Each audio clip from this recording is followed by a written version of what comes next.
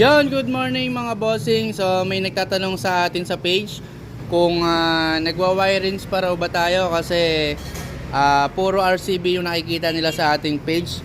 Yes mga bossing, nagwa-wirings po tayo at mas pina-upgrade pa natin ngayon yung ating wirings dahil soon hindi na kayo maghihintay ng matagal dahil meron na tayong mga harness na plug and play na mga bossing. Mas pinaganda, mas pina-upgrade, mas pina-safety kasi no cut, no slice sa mga motor nyo. Plug and play, kahit sa mga malalayo pwede na kayong mag DIY gamit yung aming harness. And now meron tayong NMAX B3. Tingnan nyo mga bossing, wala pang registered number, wala pang plaka. Nandito na sa atin para kabitan ng MDL at horn package. Dito naman bagong bago, kalalabas lang, fresh from kasa.